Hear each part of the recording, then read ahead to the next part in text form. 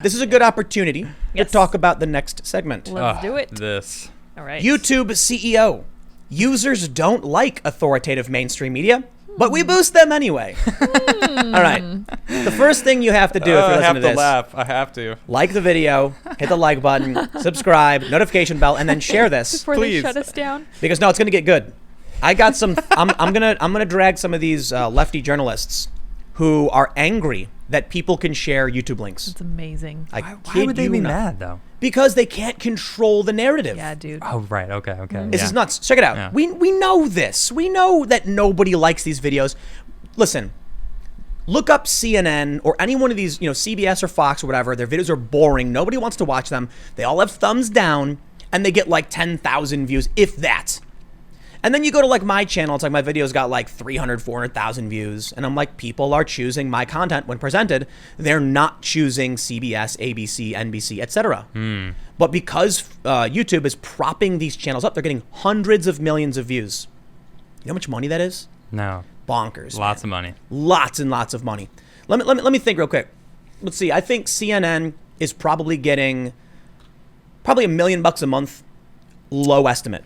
From YouTube alone. Because and that's off taking clips from their shows and just uploading without question, without even trying to engage with YouTube, and because YouTube is putting them up. Think about how much money YouTube would actually make if they chose to show real independent creators that actually get the engagement.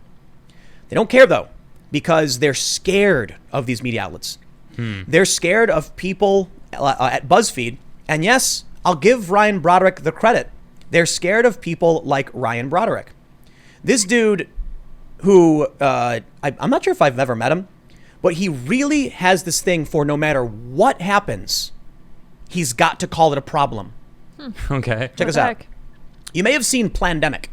I'm not a big fan. I'm not a big fan because I think it's an interview with one person who may or may not be correct. I understand she's a doctor, so I can only defer to the experts. But there's a lot of things they could have done better, and hey, it is what it is.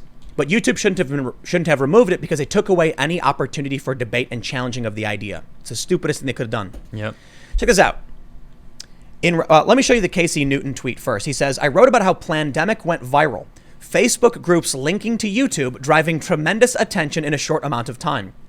And Okay. that's just literally the internet. Yeah. Like, what's the issue? That sounds like well, a thing. check it out. Welcome to the internet. Ryan says, YouTube knows this is a problem. In April, I reached out about the absurd traffic that YouTube videos were getting on Facebook, particularly in groups. They told me, the video was not recommended by our systems.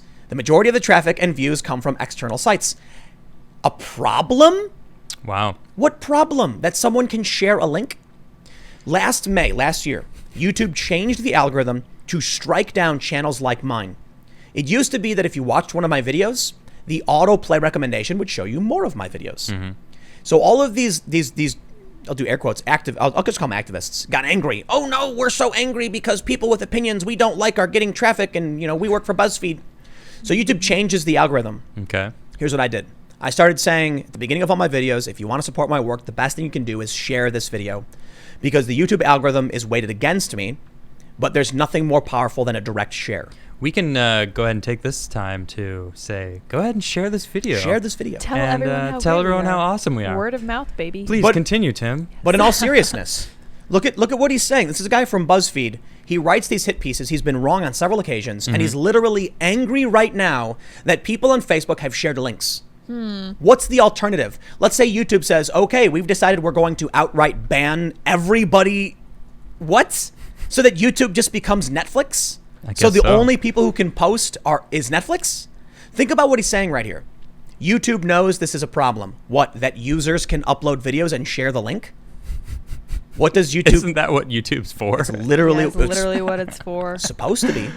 Oh, man. But here, it's unsurprising that this is what, BuzzFeed focuses on.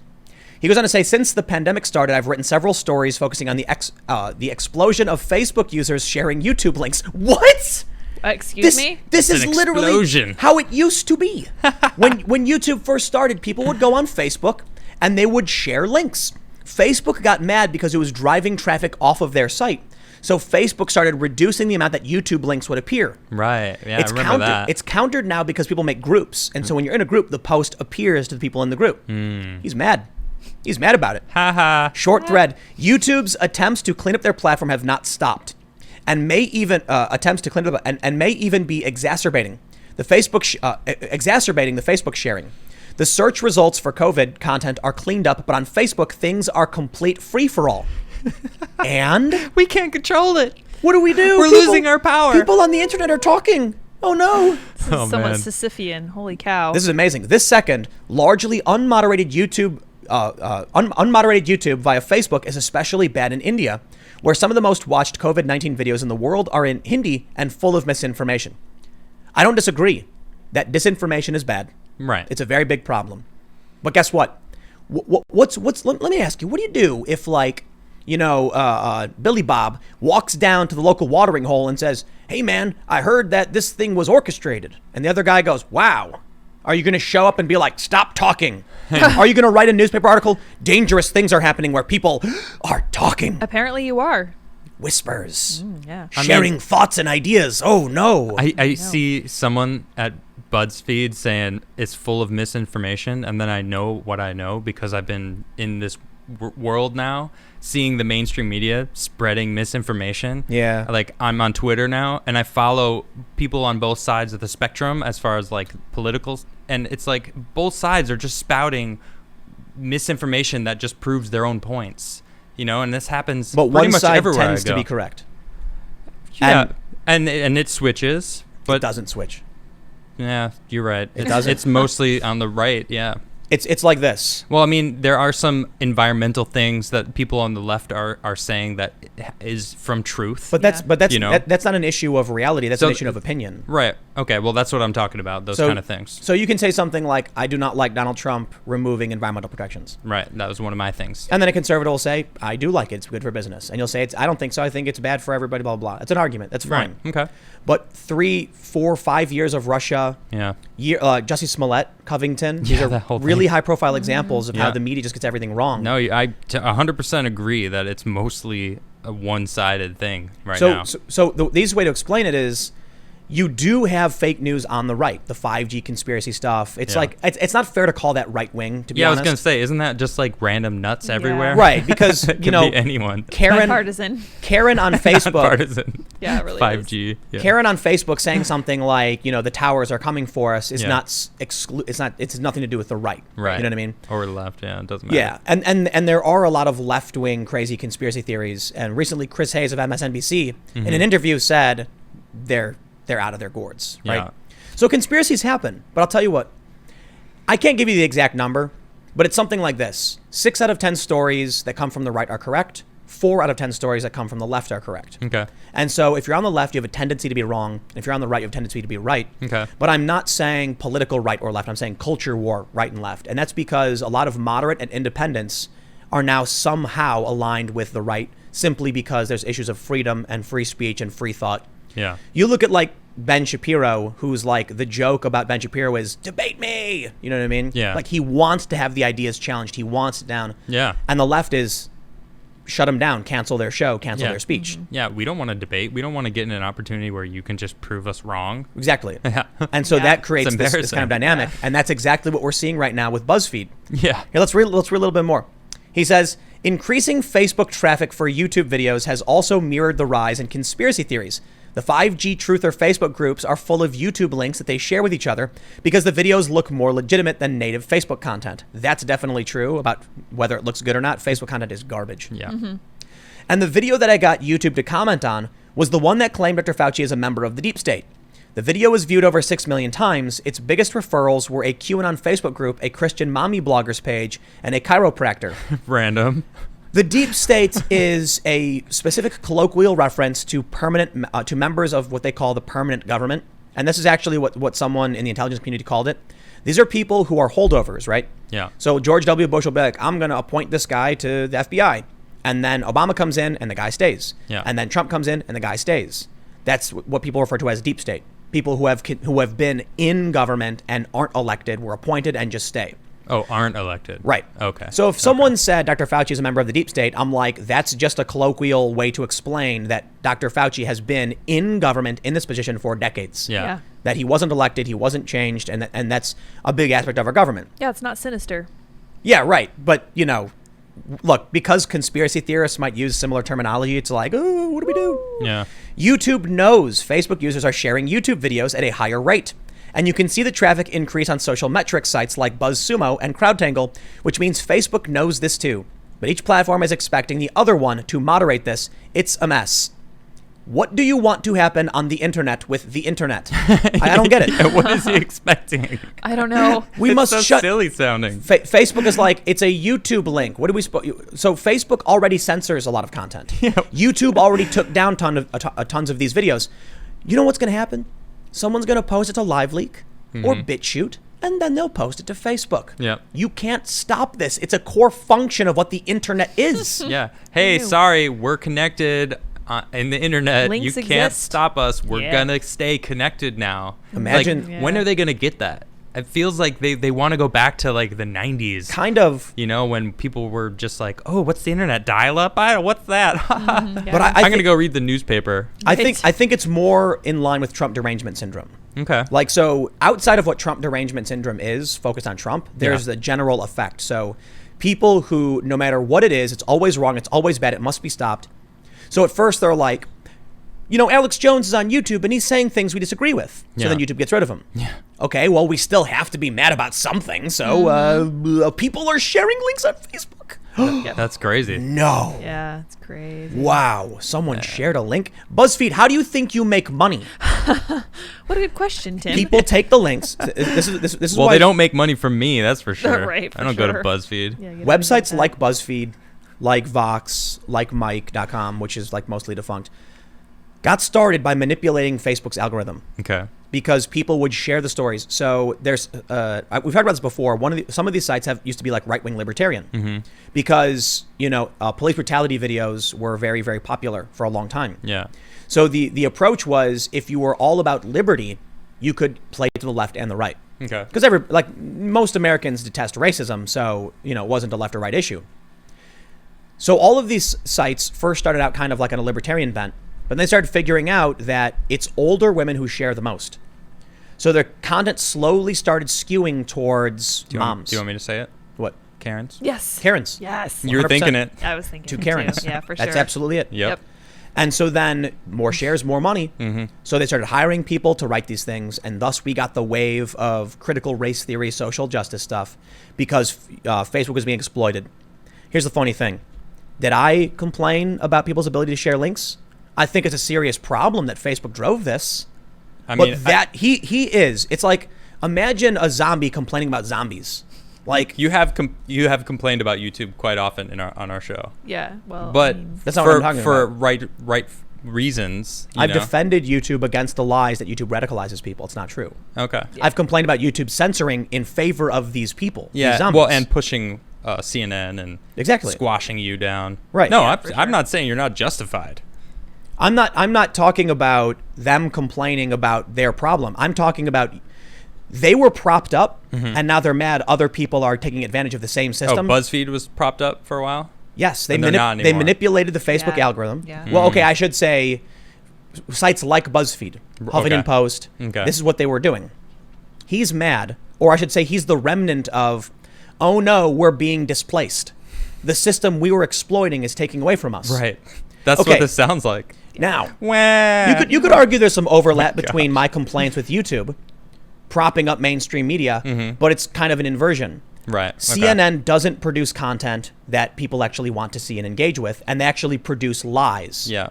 So They he's arguing that definitely people do. are producing fake news. It's like, bro, this guy's written several fake stories and got called out for it. This guy. Yeah, this guy specifically.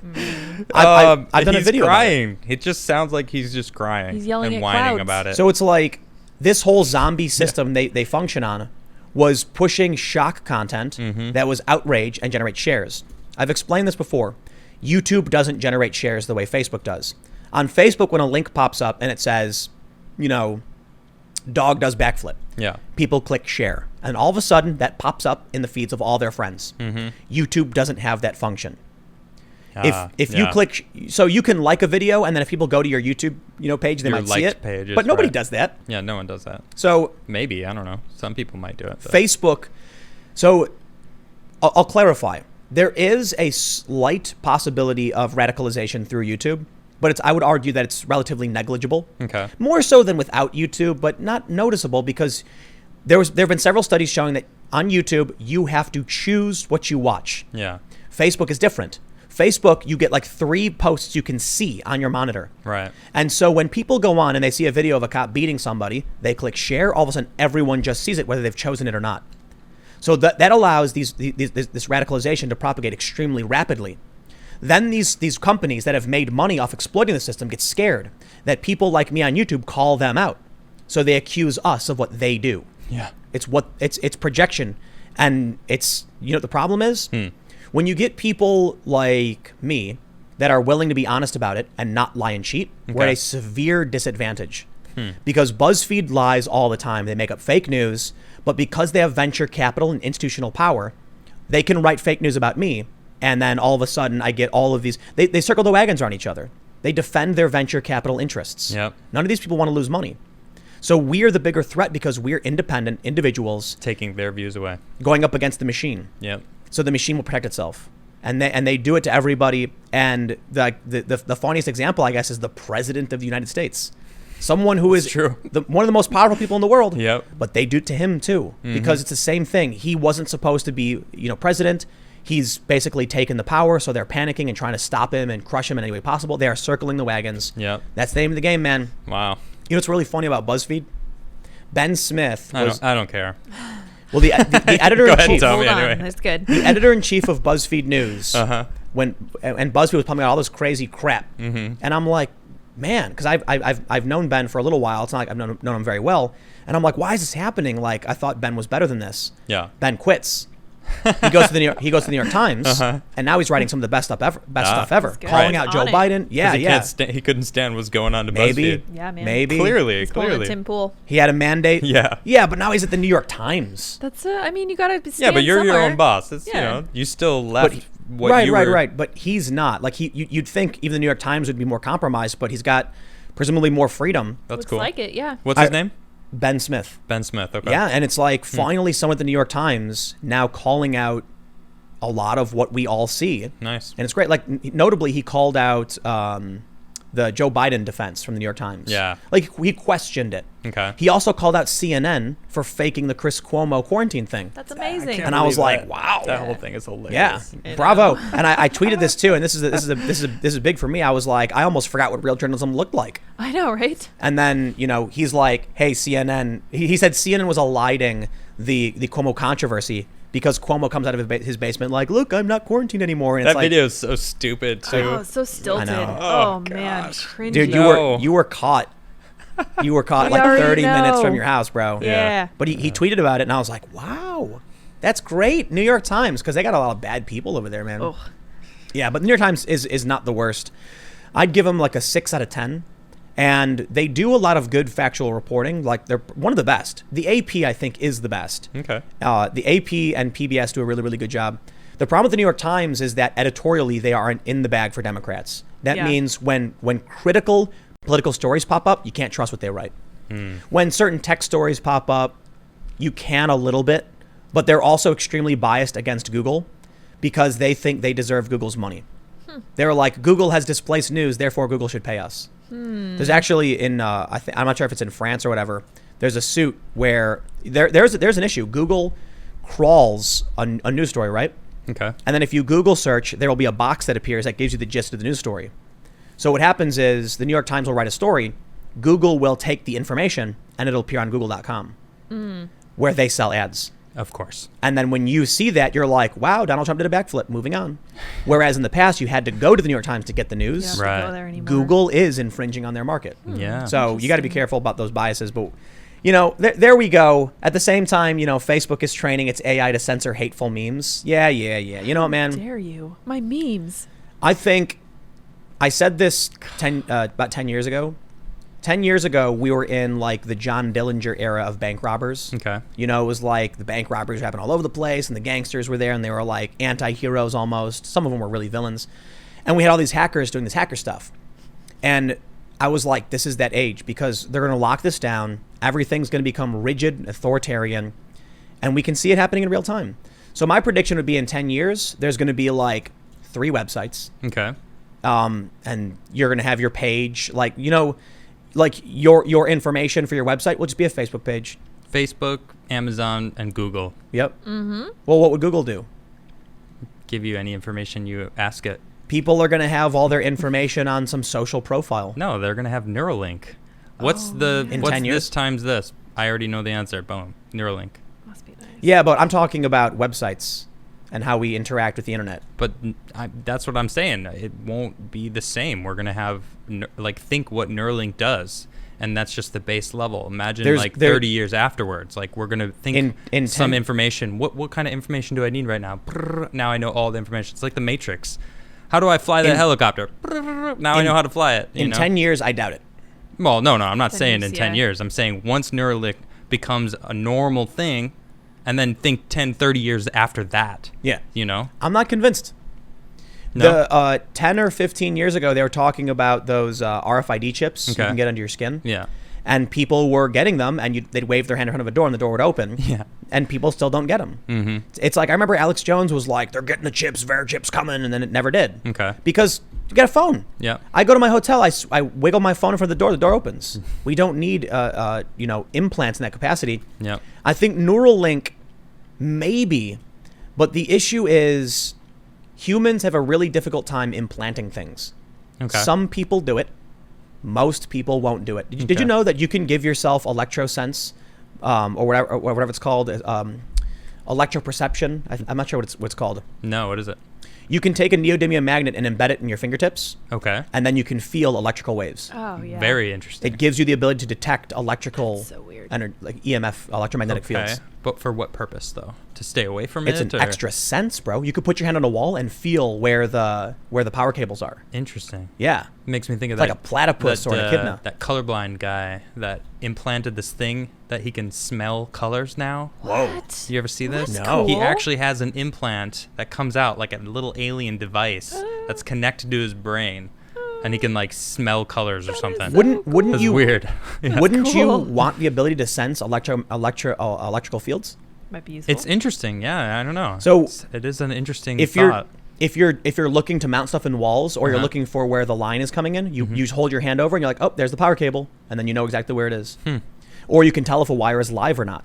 You'll be like, whoa, that's live. I can't touch it. Useful. Yeah. So a lot of people have done this because it's really cool.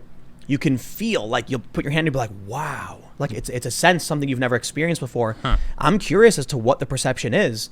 So the way it works is that your fingertips are very sensitive, and so putting a magnet under the skin, when it detects when the magnet comes in contact with the wave, it starts putting pressure and vibrating a little bit, and it puts pressure on your nerve. So what I've read, and I've never done it, I know some people who have, is that it's not like touch. It's something different. It's like you can feel electricity. It's weird. Yeah, interesting. So people know this. They don't do it. So you said that most people have a problem with implants. Well, have you seen that Black Mirror episode where they have the contacts that record your entire life, and they can go back to and watch Yeah. anything? It's like, wouldn't that be like the computer of the future then, or the cell phone of the future? Just a I don't think so. contact? No, No, because it's hard it's not to use. an implant. They just pop it in and like. I Maybe. don't know. They Temporary figure it out so implant. that it allows oxygen to flow through, so you don't have to take it out. You just leave it in, and you just have your cell phone is just in your eyeball. I don't know. So right now, contact lenses have the problem of permeability. Right. So that's why you gotta take them out. Yeah. Exactly. Yeah. So for those that aren't familiar cuts with the oxygen off from your eyeball. For those that aren't familiar with lenses, the capillaries can grow over your eyes because your eyes are struggling to get oxygen to. So They need to breathe. Yeah, your Maybe- eyes gotta breathe. They Who do. knew? Yeah, it's Maybe- weird. Odd thing, but yeah. there's a way they can do it that it's like better. It's like, but for now, I know we're talking about the argument is in the future. For now, it's like, yeah, we'd have to solve that problem. Let's say we did. I wonder if it's still just a hassle. Yeah. I got my phone right here, dude. I know. You know what's really funny? Good Like point. in Futurama when Leela's wearing the wristband with the screen on it. Okay. Yeah. Yeah. So and there's also a video game called Commander Keen. Okay. You know Commander Keen? Mm-mm. He wore a wrist computer as well. Sure. I remember when I was little, I was like, man, that's the future. Wrist computers. And then I got a phone and I'm like, no No, one this is is the ever future. going to put this on Yeah. the wrist. But that think makes about no sense. Think about what like a contact phone would give you the ability to. Number one, you'd probably be able to just think. They're already doing this where you can think things and then like text comes up or whatever, you tell it whatever. So if you had it in your eyeball, you can watch whatever you want to watch. You know, it's just there. In one eye, projects it. Oh, you wear two then. Boom. 3D. Virtual reality. Like you were saying, like, man, if Neuralink, I just plug into, we're done working, Skyrim, boom. And you're playing Skyrim, you know? Mm-hmm. But if you have contacts that actually actually seeing. How would the contacts I don't know. I'm just create a sense of touch, interact with your brain? Who knows? So the Neuralink has very, very fine wires that they have to finer connect. Than human hair, right? So maybe in the future, one of the challenges is rejection. I'm sure Elon Musk is smart enough to know this better than I do. So you know, I'll defer to him. Sure. But what do we do? Like when you're one, they put the Neuralink implant and you get like a port on your neck and you can like plug in a USB port, or it could be wireless. It's like a Wi-Fi. That's like what that's what I would assume. Wi-Fi antennas are tiny, but what powers it? Theoretically, aren't we electrical beings? Like, don't we have? I mean, couldn't we figure out a way that we power it? The radio waves themselves might be able to give it enough power to transmit signals because signals are particularly weak relative to like an actual electronic device. Okay. Maybe it's that simple. You know, but I don't know. Yeah, who knows? We've entertained the idea of implants. Maybe the problem is their use factor wasn't enough. Like the RFID chips opening a door, who cares? Yeah, who cares? It's not worth getting this thing, you know, and they have this big needle, they put it in and then they deposit it. It was silly. But Neuralink would be substantially more beneficial. Yeah. You know what I think it might be, actually? They're talking about people who have spinal injuries. Okay. We might see this start where someone who's paraplegic gets the implant and then they get an electrode at the other part of the spine after the break. Nice. So the signal can jump wirelessly. Dope. I never even thought about that. That's and then great. And then then they're healed. They can get up and walk around like normal. Dope. Well, they'll have to relearn probably. Yeah. But then the signal can travel because we've created this jump. A part of me thinks that he is doing this because he's afraid of AI and wants to figure out a way to make us Hasn't he said that? part of AI. He said that. Oh, he has said that. I'm pretty sure he said that, right? I don't know if he said exactly that. I'm saying on like Joe Rogan the first time, I thought. What, that he wants to make us part of he AI? Think AI is good. If we're integrated with it. No, I know he's afraid of AI, but it's like Neuralink makes us part of it. I'm pretty sure that's his argument. Oh, cool. Yeah, I'm pretty sure that's what he said. That I didn't see his. If we're integrated with it, article. there's no war Or episode. There's no Terminator scenario if we are with the AI as one. If we are the AI. Yep. Yeah. Kind of interesting. Yeah, scary. I don't know, man. I mean, I guess it would kind of be good. You're talking, you're like in the early stages. You're at Thanksgiving with your family, and you've got that one really dumb uncle or whatever. Okay. And he's like, I don't know about that. And it's like, check. And he goes, wow, you were right. Yeah. Like, yeah. Yep. Or it's just like no arguments ever that's again. how humans respond. And that's what the future of the internet is. Go ahead and check. There would still be opinions though, Yeah. because of the I humans. just checked all the facts on that. But opinions wouldn't change based on that because that's about your. You're right. The opinions wouldn't change. Right. There would still You'd be be like, ideas out there. Well, you're right that Donald Trump did say that, but I don't think it's a big deal. And then they would argue, what do you mean I don't think it's a big deal? Of course it's a big deal. That's We your can't have perspective. Yep. Yeah. And that based wouldn't on change. how you grew up or whatever. But at least we'd have the facts together. Yeah. So when you say something like Obamagate, and they go, that's a debunked conspiracy theory, you're like, nope. No, it's not. But look, let's be honest, man. We can pull up on our phones. Yeah. People still don't want to do it. That's true. Yeah. You know what I do a lot when people are like, when I'm talking to somebody and they're like arguing with me, I'll just be like, I'll just pull it up on my phone and I will say nothing. And I'll be like, here you go. And they'll be like, well, I don't know if I believe that. And I'm like, I don't care if you believe it or not. Whatever. I'm done. If you're not going to. That's why they think it. Sources don't work for you. Then I don't know what the point of talking to you is. Seriously. Thanks for checking out this clip from the Timcast IRL podcast. We do the show live Monday through Friday at 8 p.m. If you want to catch the full show, tune in to this channel, subscribe, hit the like button, or check us out on iTunes and Spotify. And we will soon have this podcast up for free on all podcast platforms. Thanks for hanging out, and we'll see you all in the next episode.